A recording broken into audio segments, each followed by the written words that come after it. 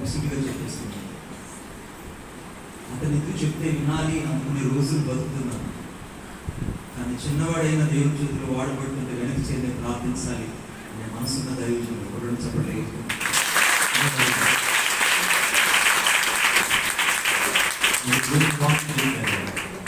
సమయం సరిగ్గా 1 గంటగా వస్తుంది. నేను ఇప్పుడు సమయాన్ని దృష్టిలో ఉంచుకుంటాను. మీ సెల్ ఫోన్లో రికార్డ్ వాయిస్ ఆన్ చేసుకోండి. ఈరోజు ఒక ప్రత్యేకమైన అంశాన్ని పరిశుద్ధాత్మ దేవుడు మన ముందు ఉంచబోతున్నాడు.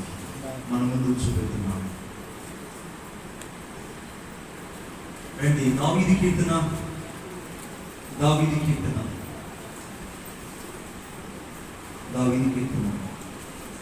అందరూ తీసారనుకుంటున్నాను. దావీదు కీర్తన 106:23. అప్పుడు ఆయన, నేను వారిని నశింపచేసేదను, అయితే ఆయన వారిని నశింపచేయకుండానట్లు ఆయన కోపము చల్లార్చుటకై ఆయన ఏర్పరచుకున్న మోషే ఆయన సన్నిధిని నిలిచి అడ్డుపడెను. మరలా చదువుతున్నాను. ఆయన ఏర్పరచుకున్న మోషే ఆయన సన్నిధిని నిలిచి అడ్డుపడెను. ఈ ఉదయకాల సమయంలో ఆయన ఏర్పరచుకున్న మోషే ఆయన సన్నిధిలో నిలిచి అడ్డుపడెను అని మనం చదివాం. దేవుడు ఏర్పరచుకున్న మనుషులు, దేవుడు ఏర్పరచుకున్న దైవజనులు, ఆ దైవజనుని యొక్క జీవితంలో దేవుడు ఒక గొప్ప అవకాశాన్ని కలుగు చేశాడు. ఏమిటి అవకాశం అంటే, ఈ యొక్క దావీదు కీర్తన 106:120 నుంచి మనం చదివినట్లయితే ఇశ్రాయేలు గురించి దేవుడు మాట్లాడాడు. అయ్యా, వారు సరైన వారు కాదు, వాళ్ళు ఏమాత్రం కూడా లోబడనాలని ప్రజలు ఎన్నోసార్లు నన్ను విసిగించారు, వాళ్ళందరినీ నేను చంపేస్తాను, ఈ అరణ్యంలో అందరినీ నేను తీసేస్తాను, నేను నిన్ను నీ పిల్లల్ని వృద్ధి చేస్తాను, నిన్ను నీ పిల్లల్ని నేను గొప్పవారిని చేస్తాను, నేను నీకు అవకాశం ఇస్తున్నాను. I will give the great preference to you. ఎందుకంటే ఈ లోబడగలని ప్రజలను ఇక నేను ఓర్చుకోలేను, వాళ్ళందరూ నేను చంపేస్తాను. నీకు ఒక మంచి అవకాశాన్ని ఇస్తున్నాను. అవకాశం ఏంటంటే, నేను నిన్ను నీ పిల్లల్ని గొప్పవారిని చేస్తాను, నీకు ఇష్టమేనా అని అడగగానే, ఒకవేళ ఆ స్థానంలో ఇంకెవరైనా ఉంటే, మనలాంటి వాళ్ళు ఎవరైనా ఉంటే, వాళ్ళు ఏం చెప్తారో తెలుసా? అయ్యా, వాళ్ళు వినరు, మేము చెప్తూ వస్తూనే ఉన్నాము, but they cannot understand you my voice, but give the priority to me, just go and kill them. ఈ అవకాశం నాకు ఇచ్చావు కాబట్టి వాళ్ళందరినీ తీసేసి నన్ను నా బిడ్డలు వృద్ధి తీసుకుంటారా, నన్ను నా పిల్లలకు మంచి కారు ఇవ్వు, మంచి బంగ్లా ఇవ్వు, మా అందరినీ ఇంకా ఆశీర్వదించు అని మనం ప్రార్థన చేస్తుంటాం మేము. కానీ 106వ దావీదు కీర్తన 23వ వచనంలో ఆయన ఏర్పరచుకున్న దైవజనుడైన మోషే, ఆయన సన్నిధిలో వారు చావకుండా వారి పక్షముగా అడ్డు నిలబడ్డాడండి. కొట్టడు చెప్పండి గడి. He will go and fellowship to all the people and stand before that another side of God. దేవుని కొరకు, దేవుని పక్షముగా, దేవుని సన్నిధిలో దేవుని చేత ఏర్పాటు చేయబడిన వాళ్ళు ఎప్పుడు నిలబడతారు. ఈ విషయాన్ని నేను ధ్యానించాలని ఇష్టపడుతున్నాను. ఈరోజు దేవుని చేత ఏర్పాటు చేయబడిన కుటుంబం, దేవుని చేత ఏర్పాటు చేయబడిన దేవుని పిల్లలు, దేవుని చేత ఏర్పాటు చేయబడిన దైవజనులు, దేవుని చేత ఏర్పాటు చేయబడిన ప్రతి ఒక్కరు కూడా ఈరోజు నిజంగానే దేవుని సన్నిధిలో మనం ఎలా నిలబడగలుగుతున్నాం?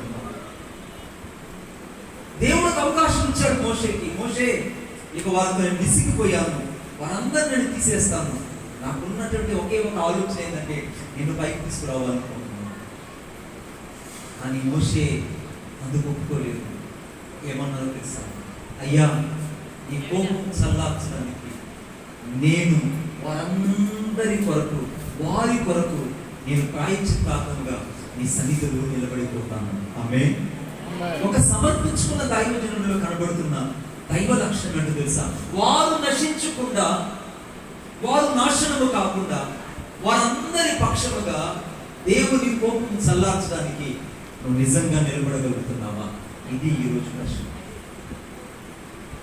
వారు నరకానికి వెళ్తున్నారు, నిత్య నరకానికి వెళ్తున్నారు, జోగుపడడానికి సిద్ధంగా ఉన్నారు.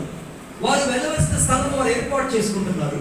కానీ వారు నశించిపోకూడదని, వారు నిత్య నరకానికి వెళ్ళకూడదని, వారు నాశనానికి వెళ్ళకూడదని ఒక దైవజనుడు చేస్తున్న తీర్మానం ఏంటంటే, నేనైనా చనిపోవాలనుకుంటున్నాను కానీ వారిని చంపద్దు అన్నాడు. ఈ ప్రాంతంలో దేవుడు ఎందుకు ఈ పరిచయం ఏర్పాటు చేశాడు? ఎక్కడో దేవుడు ఏదో ఒక ప్రాంతాన్ని దైవజనుడికి చూపి ఇంకా బాగుండేదేమో అనుకుంటారు మనుషులు. కానీ దేవుడు ఎందుకు ఈ పోట్లూరు ప్రాంతాన్ని ఎన్నుకొని ఇంత పెద్ద నెల్లూరు జిల్లాలో డిస్టిక్ అంతా వెతుక్కుంటే ఎక్కడో ఎన్నో మండలాలు ఉన్నాయి. ఆ మండలాల్లో గుంటూరు ఒకటి. ఆ గుంటూరులో ఎన్నో మండలంలో ఎన్నో గ్రామాలు ఉన్నాయి. ఆ గ్రామంలో ఒక పోట్లూరు అనే చిన్న గ్రామం. ఆ గ్రామంలో దాదాపు 6 వీధులు ఉన్నాయి. 6 వీధుల్లో ఒక వీధి, ఆ వీధిలో దేవుని మందిరం, అందులో దైవజనుడు, ఆ దైవజనుడు పక్షముగా దేవుని ఆత్మ ఉన్న చోట దేవుని విజ్ఞాపన చోట దైవ శక్తి అక్కడ నిలబడి పనిచేస్తుందంటే దేవుని ప్రణాళిక కాక మరేంటి? ఇదే నీ ప్రాంతంలో దేవుడు చేస్తున్నాడు. నువ్వు ఉన్న ప్రదేశము నువ్వు ఏర్పాటు చేసుకుంది కాదు. The God has chosen to you and before the sight of God. నీ ఉన్న పరిచర్య, నువ్వు ఏర్పరచుకున్న స్థానము, నువ్వు ఏర్పరచుకున్న ప్రదేశము అది నీ కొరకు అనుమతించబడింది కాదు. తల్లి గర్భంలో రూపించబడక మునిపే ఆయన నీ కొరకు ఏర్పాటు చేసి అక్కడికి డిసైడెడ్ గా దేవుడు చేసుకొని నియమించుకున్నాడు. కొట్టడం చెప్పలేదు. నిన్నైనా, నీ కుటుంబాన్నైనా, నీ పరిచయనైనా దేవుడు ముందుగా ఏర్పాటు చేసుకున్నాడు. నిజంగా దేవుడు ఏర్పాటు చేసుకున్న నీవు నేను నశించిపోతున్న వారి కొరకై ఆయన సన్నిధిలో అడ్డుగా నిలబడుతున్నామా, లేకుంటే నశించిపోయే వారిని చూసి ఆయన సన్నిధిలో నిలబడకుండా వెళ్ళిపోతున్నామా? నా ప్రశ్న మీకు అర్థమైంది అనుకుంటున్నాను కదా. నశించిపోతున్న ప్రజల పక్షముగా ఇతను నిలబడడానికి ఇష్టపడ్డాడు. ఆయన సన్నిధిని నిలబడ్డాడు. చాలా మంది అనుకుంటారు ఆయన సన్నిధిలో ఏముంది, ఆయన సన్నిధిలో ఏముందని. అసలు ఆయన సన్నిధి అంటే ఏంటో నీకు తెలిస్తే ఎందుకు మాట్లాడు. చూడండి నాతో పాటు దయచేసి దావీదు కీర్తన 114:7 తొందరగా చూడండి. దావీదు కీర్తన, భూమి ప్రభు సన్నిధిని, యాకోబు దేవుని సన్నిధిని. భూమి వణుకుతుందండి దేవుని సన్నిధిలో. నువ్వు కూర్చుంటున్నావి ఈ భూమి దేవుని సన్నిధి అనే మాట వినబడగానే భూమి గడగడ ఉనికిపోతుంది. ఎందుకంటే ఆయన సన్నిధి అంత శక్తి కలిగినది, అంత ప్రభావము కలిగినది. ఆమేన్. ఎందుకో తెలుసా? చూడండి నాతో పాటు దయచేసి దావీదు కీర్తన 139 అందుకు తీసారనుకుంటున్నాను నేను. 7వ వచనం, నీ ఆత్మ ఎత్తు నుండి నేను ఎక్కడికి పారిపోదును, నీ సన్నిధి నుండి నేను ఎక్కడికి. అసలు భూమే వణికిపోతుంటే నువ్వు ఎక్కడికి వెళ్ళగలవు? దేవుని సన్నిధి అనే మాట భూమికి వినపడగానే భూమి గడగడగడ వణికిపోతుందండి. కానీ ఆయన సన్నిధిలో నీవు నేను కూర్చున్నప్పుడు, ఆయన సన్నిధిలో ప్రార్థించేటప్పుడు, ఆయన సన్నిధికి వచ్చేటప్పుడు ఆ భయాన్ని మనం కలిగి ఉన్నాము. భూమి కలిగి ఉందండి. మనం తిరుగుతున్న ఈ భూగ్రహము ఆయన సన్నిధి అనే మాట వినగానే గడగడ ఒలిగిపోతుంది. ఆయన సన్నిధిలో నేను ఎక్కడికి పారిపోతాను? ఎందుకంటే ఆ వాక్యంలో రాయబడింది, నీ సన్నిధిలో నేను ఎక్కడికి పారిపోతాను? నీ నుండి నేను ఎక్కడికి వెళ్ళగలను? ఆ విధంగా నేను ఎక్కడికి వెళ్ళలేదు. నేను ఉంటే నీ సన్నిధిలోనే ఉంటాను. మరి నువ్వు పండుగ వచ్చింది కదా, నా పిల్లలు వచ్చారు, బంధువులు వచ్చారు,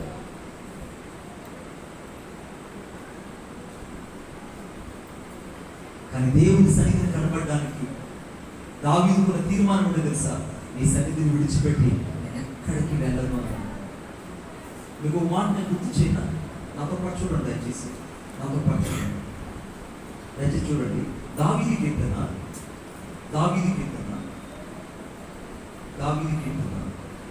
142 రెండో వచనం.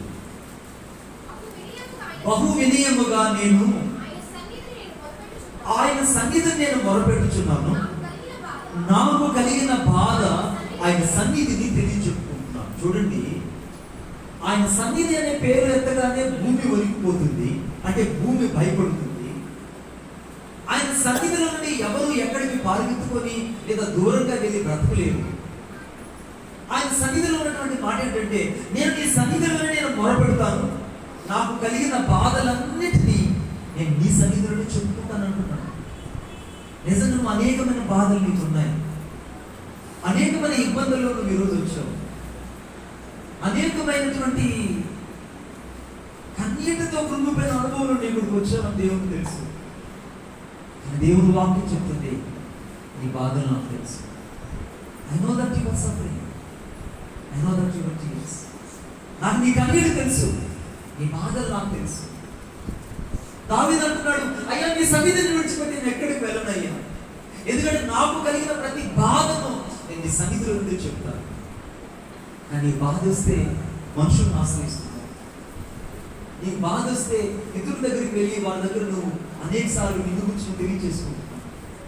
నీ కష్టం వచ్చినప్పుడు ఇతరులను ఆశ్రయిస్తున్నావు.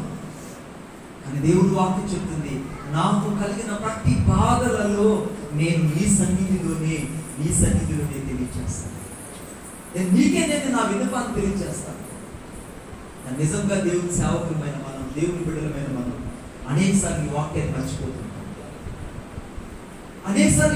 మర్చిపోతుంటాం. నాకు కష్టం వచ్చింది, నేను వాళ్ళ వెళ్ళి చెప్పుకుంటే బాగుంటుంది. నాకు ఈ బాధ వచ్చింది, నేను వెళ్ళి వాళ్ళు ఇప్పుడు వాళ్ళు ఫోన్ చేస్తే నా సమస్య తీరిపోతుంది. నాకు కష్టం వచ్చింది, వాళ్ళకి నేను ఫోన్ చేస్తే వాళ్ళని ఫోన్ పే చేస్తారు. Don't think that negative thoughts in your mind. నువ్వు దేవుని సన్నిధిలో ఉన్నావు, just to stand before his presence, but don't look the out of circumstances. నువ్వు సన్నిధిలో నిలబడి ఉన్నావు కనుక, నువ్వు ఆయనతో ఉన్నావు కనుక, ఆయన కుమార్తె అయినావు కనుక, నువ్వు ఎట్టి పరిస్థితుల్లో మనుషుల మీద ఆధారపడుతుందువుగా. కొట్టడి చెప్పలుగా మనుషుల మీద ఆధారపడుతుందువుగా. నువ్వు మనుషులు ఎప్పుడైతే కేంద్ర బిందువు చేసుకుంటావో, క్రీస్తు యొక్క కేంద్ర బిందువు నుంచి నువ్వు పక్కకి వెళ్ళిపోతావు. నువ్వు ఎప్పుడైతే మనుషులను మళ్ళా కేంద్ర బిందువు చేసుకుంటావో, నీ జీవితంలో క్రీస్తు అనే కేంద్ర బిందువుల నుంచి పక్కకి వెళ్ళిపోతావు. ఎన్నోసార్లు ఇలా జరిగింది కదా నీ జీవితంలో. అందుకే నీకున్న బాధల నుంచి నువ్వు విడుదల కాగలేకపోయావు, అందుకే నీకున్న కష్టాల నుంచి నువ్వు బయటకు రాలేకపోయావు, అందుకే నీకున్నటువంటి ఆర్థిక ఇబ్బందుల నుంచి నువ్వు బయటకు రాలేకపోయావు, నీకున్న ప్రతి చేదైన అవమానం నుంచి నువ్వు బయటకు రాలేకపోవడానికి ఒకే కారణం ఏంటంటే, నువ్వు దేవుడి కంటే ముందు వెళ్ళి మనుషులకు చెప్పుకోవడమే. వారికి చెప్పుకున్నంత కాలం నీకు విడుదల కలగదు కదా. నీ జీవితంలో ఆ సంఖ్యలో కూడా నువ్వు తెచ్చుకున్నావు. అందుకే దావీదు అంటాడు, అయ్యా నేను నీ సన్నిధిలో నుంచి నేను ఎక్కడికి వెళ్ళలేదు, నేను ఉంటే ఇక నీ దగ్గరే ఉంటాను, నేను నీతోనే ఉంటాను. అట్లాంటి సన్నిధిలో ఆ ప్రజలు నశించిపోకూడదని మోషే నిలబడ్డాడు. ఇది నా విషయం. ఒక పక్క తిరుగుబాటు చేసే ప్రజలే కావచ్చు, వారికి యేసుని గురించి తెలియకపోవచ్చు, ఒకవేళ యేసు అంటే ఇంకా వాళ్ళకి అర్థం కాకపోవచ్చు, వారి కోసం నిజంగా దేవుని నిలబడి ప్రార్థించగలుగుతున్నాము. విలియం బూత్ అనే దైవజనుడు, ఎన్నడూ జాగ్రత్తగా, విలియం బూత్ అనే దైవజనుడు ఓ ప్రార్థన చేసేవాడట, ప్రభువా ఈ ప్రపంచంలో ఉన్న ప్రతి దైవజనుడిని తీసుకెళ్ళి 1 గంట సేపు నరకంలోని, just give one son to the hell, but they know what they have the privilege in the hell. వాళ్ళ నరకానికి 1 గంట సేపు పంపించు. ఆ నరకంలో ఉన్న బాధలు కానీ వాళ్ళకి తెలిస్తే, ఆ నరకంలో ఉన్న శ్రమలు వాళ్ళకి తెలిస్తే, ఆ నరకంలో ఉన్న కష్టం వాళ్ళకి తెలిస్తే, వాళ్ళు సువార్త చెప్పకుండా ఆగరు అన్నాడు. ఒక్కడు చెప్పలేదు, వాళ్ళు దేవుని సన్నిధిలో నిలబడకుండా ఆగరు. They always be standing for His presence. నిజంగా దేవుని సన్నిధిలో నిలబడాలి అని అంటే నిన్ను ఎవరు ప్రేరేపిస్తే రావడం కాదు, ఎవరు నిన్ను జోగినట్టు ముందుకు తోస్తే కాదు నువ్వు రావడం. ఆత్మల పట్ల భారం నీకున్నప్పుడు, నశించిపోతున్న ఆత్మలు రక్షించాలని నీకున్నప్పుడు, సంఘ క్షేమం గురించి ఆలోచించేటప్పుడు, సంఘం యొక్క క్షేమాభివృద్ధిని కోరుకునేటప్పుడు దేవుని కొరకు నువ్వు అన్నిటికంటే ముందుగా నిలబడి నీ ప్రజల క్షేమం కొరకు ప్రార్థన చేస్తావు. పట్టణ చెప్పండి. విలియం బూత్ గారు చేసిన ప్రార్థన ఏంటంటే, ఒక్కరోజు కనీసం 1 గంట అయినా ఒక్కొక్క దైవజనుడిని నరకంలో పడే ప్రభు, ఆ తర్వాత మళ్ళా బయట తీసేసి, కానీ ఆ గంట లోపల ఎన్ని శ్రమలు, ఎంత బాధ, ఎంత నిట్టూర్పు నరకంలో ఉందో తెలిస్తే వాళ్ళని గురించి మాట్లాడటం మోషే అదే అంటున్నాడు. ఆయన ఏర్పరచుకున్న మోషే, ఆయన సన్నిధిలో వారు నశించుకోకుండా అడ్డుపడ్డాడు. మరి నువ్వు నేను నిజంగానే నశించిపోతున్న ప్రజల కోసం మనం అడ్డుపడగలుగుతాను. నేను ఆశీర్వదించబడాలి, నేను దీవించబడాలి, నేను అభివృద్ధి చెందాలి, నేను అన్ని విషయాలలో దీవెనకరంగా ఉండాలని కోరుకుంటున్నాను. కానీ ప్రతి దీవెన అన్నది ఎక్కడుందో తెలుసా? చూడండి, నాతో పాటు దయచేసి. ప్రతి దీవెన ఎక్కడుందో చూడండి దయచేసి. ప్రసంగి గ్రంథం 5వ అధ్యాయం, ప్రసంగి గ్రంథం 5వ అధ్యాయం 2వ వచనం. నీవు నీ దేవుని సన్నిధిని అనాలోచనగా పలుకుట, నీ హృదయంలో త్వరపడనీయక నీ నోటిని కాచుకుంటూ, దేవుడు ఆకాశం అందున్నాడు, నీవు భూమి మీద ఉన్నావు, కానీ నీ మాటలు కొద్దిగా ఉన్నాయి. నువ్వు ఆయన సన్నిధిలో ఉన్నప్పుడు నీ మాటలు చాలా కొద్దిగా ఉండాలి. మరి నీ సెల్ ఫోన్ స్విచ్ ఆఫ్ చేయవు, నీ సెల్ ఫోన్ సైలెంట్లో పెట్టవు. నిన్నేమనాలి? వాకింగ్ జరుగుతుంటే సెల్ ఫోన్ చూసుకుంటుంటావు, వాకింగ్ జరుగుతుంటే వాట్సాప్లో ఏమన్నా వచ్చేవి చూసుకుంటుంటావు. నిజంగా నీకు భయం ఉందా? దేవుని యొక్క వాక్యం రాయబడింది, దేవుని సన్నిధిని అనాలోచనగా పలుకుటకు అనగా నీ హృదయాన్ని ఎప్పుడు కూడా త్వరపడి. నువ్వు చాలాసార్లు దేవుని సన్నిధిలో అనాలోచనగా మాట్లాడతావు. నా దేవుడు నాకు తోడేంటి, నాకు ఎందుకు ఇలా జరగాలి? మందిరంలో ఉంటే, మందిరానికి వస్తూనే, వాక్యం వింటూనే, వాక్యమైన దేవుడి కొరకే బ్రతుకుతూనే, నిజంగా దేవుడు నాకుంటే నాకు ఎందుకు జరగాలి? దేవుడు నాకు తోడుగా లేడేమో, అందుకే నాకు ఇలా జరిగింది. లేదు లేదు, నాకు ఇలాగా జరిగింది, దేవుడు నాకు తోడుగా లేడండి, నుండి నాకు ఎందుకు జరగాలండి? అందరి పరిచయాలు అభివృద్ధి పొందుతున్నాయి, నా పరిచయం ఎందుకు అభివృద్ధి పొందట్లేదు? అందరికి దేవుడు అన్ని ఇస్తున్నాడు, నాకెందుకు ఇవ్వట్లేదు? అన్ని వాళ్ళ జీవితాలకు దేవుడు చేస్తున్నాడు, నాకెందుకు చేయట్లేదు? నా ప్రియమైన దేవుని బిడ్డలు, ఈరోజు నేను దేవుడు నాకు నింపబడి చెప్తున్నాను, నీ జీవితానికి ఏది అవసరమో నా దేవునికి నువ్వు పుట్టుక మునిపే తెలుసు. ఆమేన్. నువ్వు పుట్టుక మునిపే నీ అవసరతలు దేవుడికి తెలుసు. ఒకవేళ నువ్వు అడిగింది భూమి మీద లేకపోతే, అలా చెప్తున్నాను, ఒకవేళ నువ్వు అడిగింది నీ ప్రార్థన లిస్టులో, నీ ప్రార్థన విన్నపంలో ఈ భూమి మీద లేకపోతే, నీ కోసం ఆయన దాన్ని తయారు చేసే శూన్యంలో నీ కోసం చేతికి ఇవ్వగలడు. ఆమేన్. ఒకవేళ నీ జీవితం ఈరోజు ఒక ఎడారి లాంటి జీవితమే కావచ్చు, ఒకవేళ నీ జీవితం అంతా నిరీక్షణకు ఆధారమైన జీవితమే కావచ్చు, నీ జీవితం అంతా అనాలోచితంగా పలికి లేదా అనేక సార్లు దేవునికి వ్యతిరేకంగా మాట్లాడి, ఒకవేళ దేవుని చిత్తానికి వ్యతిరేకంగా ప్రయాణం చేసి దేవుని ఆశీర్వాదాన్ని చూడలేక, దేవుని శక్తిని నీ కుటుంబంలో చూడలేక చాలా సార్లు ఓడిపోయిన వ్యక్తివి కావచ్చేమో. నన్ను భయపడవద్దు. నా దేవుడు ఎడారి లాంటి నీ జీవితంలో ఆయన విశ్వాసం అనే ఒక విత్తనాన్ని విత్తి, అక్కడ కూడా దేవుడు ఒక వృక్షాన్ని మొలిపించి ఫలాలు పుట్టించగలడు. పొట్టడు చెప్పగలడు. అక్కడ కూడా దేవుడు ఫలాలు పుట్టించగలడు. నీ ఎడారి లాంటి జీవితంలో దేవుడు ఈరోజు ఒక విశ్వాసం అనే విత్తనాన్ని విత్తుతున్నాడు. ఆయన సన్నిధిలో నీవు ఉన్నావు, ఆయన సన్నిధికి నువ్వు వచ్చావు. నేను ఉట్టి చెప్పుతో నా యేసయ్య ఈ రోజు పంపించాడు. పొట్టడు చెప్పగలడు. దేవుడిని పంపించాడు. He will feel by his spirit, then he go outside from his presence.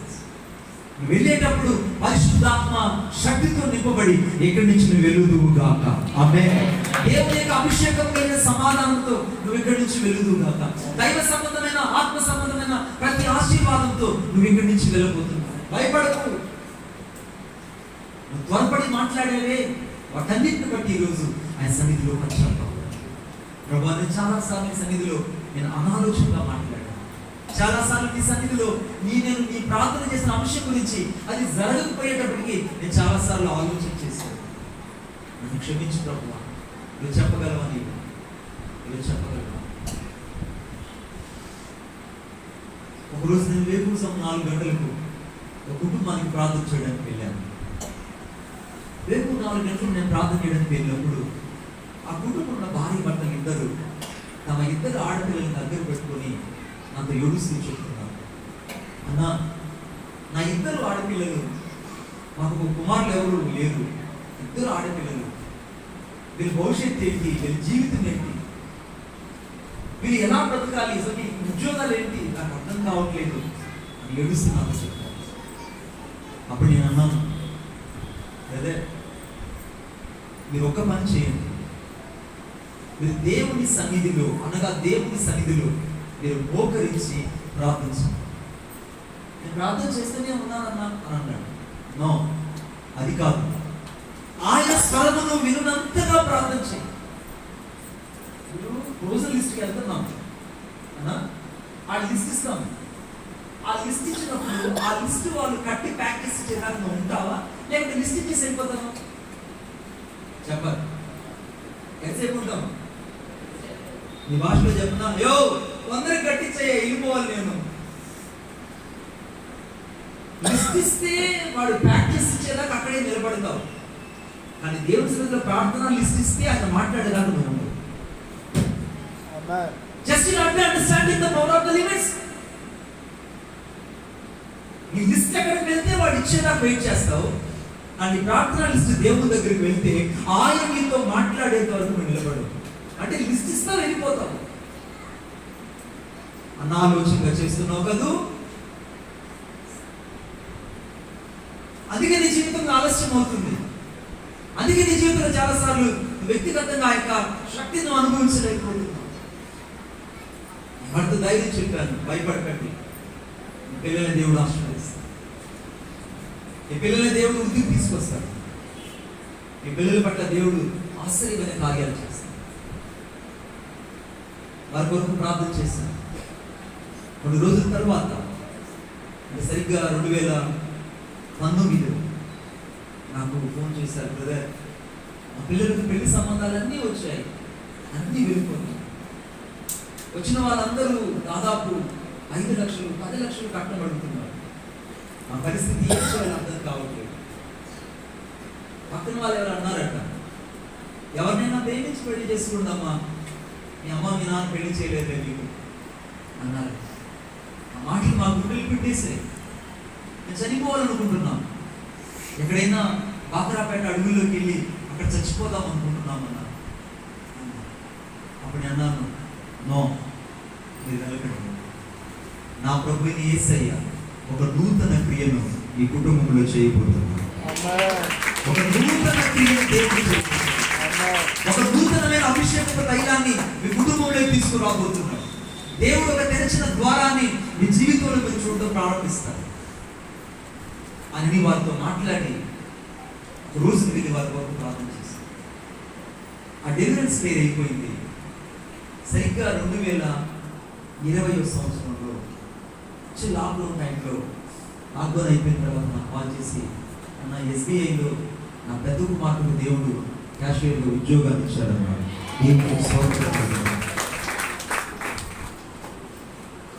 నిన్నటి రోజున ఇక్కడికి వచ్చేటప్పుడు నేను తిరుపతి వెళ్ళాలి, యాక్చువల్గా తిరుపతి వెళ్ళాలి, కానీ 14వ తేదీకి నేను డ్యూటీ ఇవ్వడం వల్ల వెళ్ళలేకపోయాను. చెప్పిన సాక్షి పడి తెలుసా, ఆ 2వ అమ్మాయికి అసిస్టెంట్ మేనేజర్గా ఆంధ్ర బ్యాంకులో ఉద్యోగం వచ్చింది. ఏదైతే మీరు ప్రవచించారో ఆ ప్రవచనాన్ని దేవుడు మా బిడ్డల జీవితంలో చేశాడు. కుటుంబంలో దేవుడు ఆశ్చర్యకార్యం చేశాడు. దానికి కారణం ఏంటో చెప్పనా, వారు ఆయన సన్నిధిని వెతకడం ప్రారంభించారు. ఆయన సన్నిధిని వెతకడం ప్రారంభించారు. నా బిడ్డ, ఈరోజు నీ జీవితంలో ఉద్యోగం లేదని అనుకుంటున్నావేమో, నాకు ఇంకా ఉద్యోగం రాలేదని అనుకుంటున్నావేమో, నీకోసమే దేవుడు ఒక ఉద్యోగాన్ని క్రియేట్ చేసి నీకు ఇవ్వబోతున్నాడు. ఆమేన్. నీకోసమే దేవుడు నీ పేరు మీద దేవుడు ఒక ఉద్యోగాన్ని నమోదు చేసి, రికార్డెడ్గా నమోదు చేసి నీకు దేవుడు అపాయింట్మెంట్ని ఇవ్వబోతున్నాడు. ఆమేన్. భయపడకు.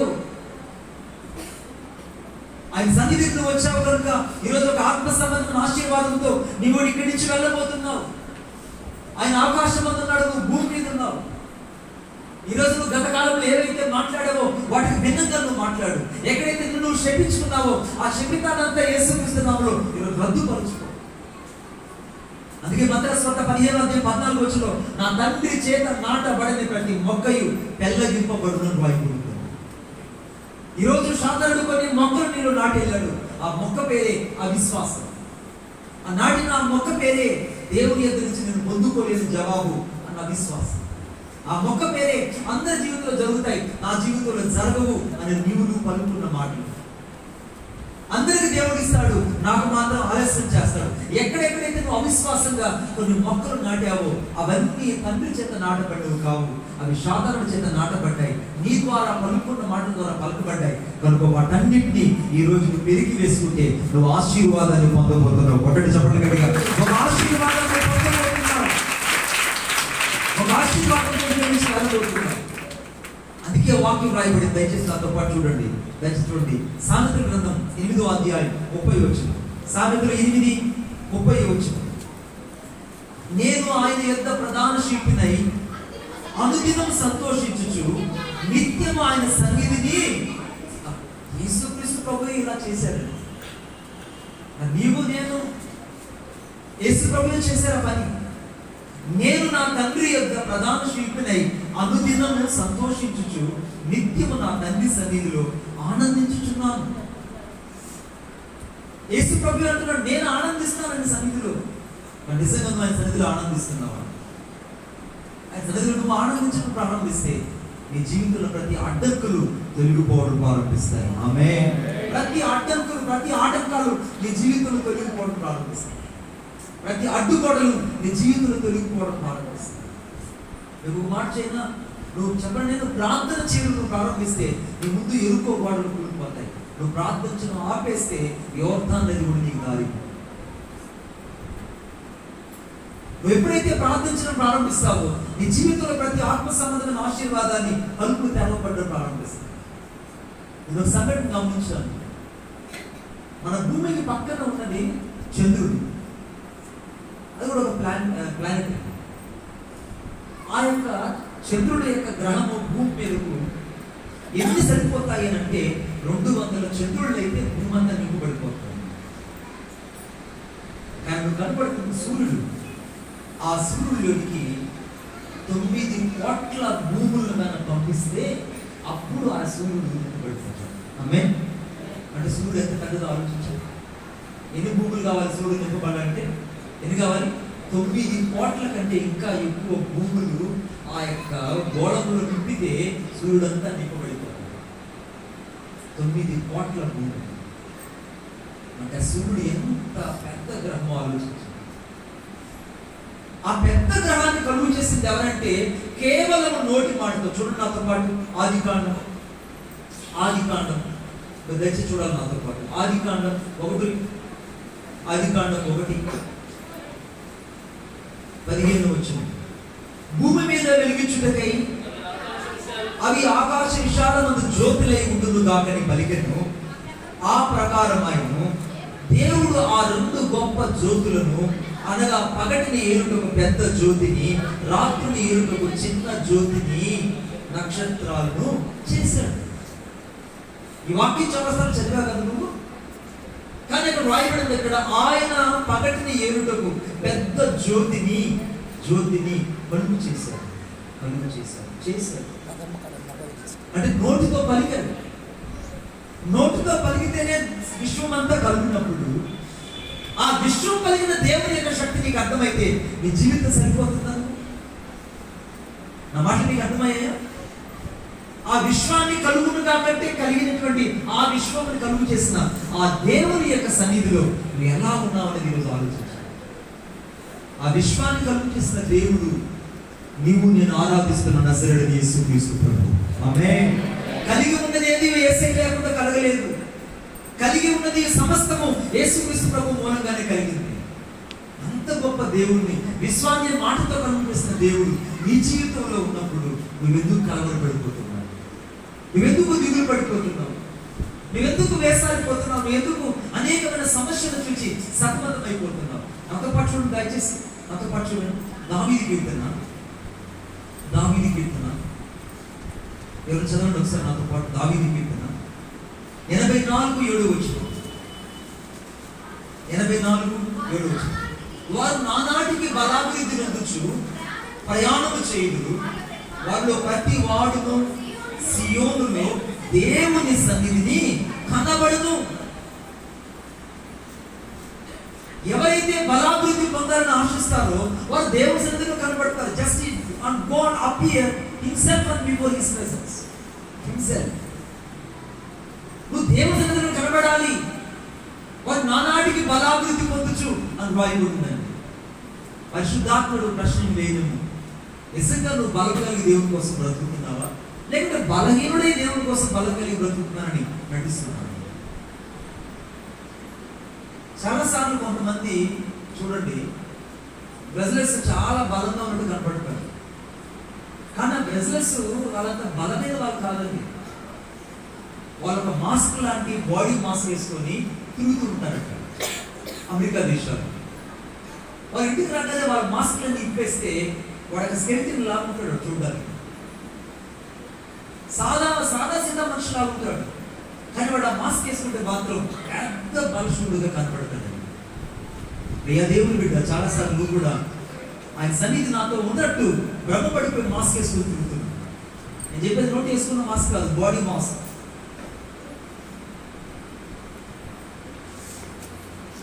చాలాసార్లు ఇలాగే నువ్వు నటిస్తున్నావు దేవుని సన్నిధిలో. చాలాసార్లు నువ్వు భ్రమపరుచుకుంటున్నావు. నిజంగా నువ్వు దేవుని సన్నిధిని వెతికే వ్యక్తి అయితే, నువ్వు దేవునిలో ఆనందించే వ్యక్తి అయితే, నువ్వు నానాటికి బలాభివృద్ధి పొందాలనుకున్న వ్యక్తి అయితే దేవుని సన్నిధిలో గడగడ వనకడం ప్రారంభిస్తావు. అందుకే వాక్యం రాయబడింది యెషయా 60 ఎవడు నా మాట విని వణుకుచుండునో అట్టి వారిని నేను దృష్టించుచున్నాను. Just be concentrated on him.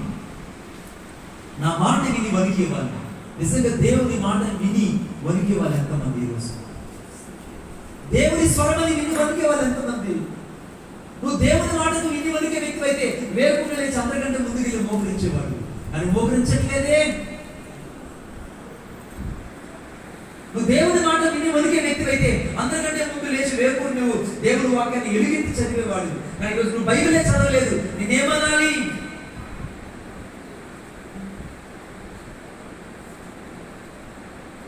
అందరికంటే ముందుగా లేచి దేవుని స్వరాన్ని వినడానికి పరిగెత్తాల్సిన నీవు అందరికంటే చివరగా లేచి ఆలస్యంగా బయలుదేరావు, ఆలస్యంగా వచ్చావు. Just you did the many mistake, my presence. ఆయన చెప్తున్న నా సన్నిధిలో నువ్వు చాలా తప్పులు చేశావు, చేస్తున్నావు. I know that your mask of life. దేవునికి తెలిసిన నడనా జీవితం కూడా, దేవునికి తెలిసిన నీ బాహ్య జీవితం, దేవునికి తెలిసిన వ్యక్తిగత జీవితం. ఆయనకి ఎవరి గురించి చెప్పవలసిన అవసరం లేదు. ఈ రోజు ఆయన హృదయాంతరం లేని దేవుడు ఈ రోజు నీ జీవితంలో ఓ ఆశ్చర్యమైన కార్యం చేసి సరిచేసి పంపించబోతున్నాడు. ఒక్కరు చెప్పడం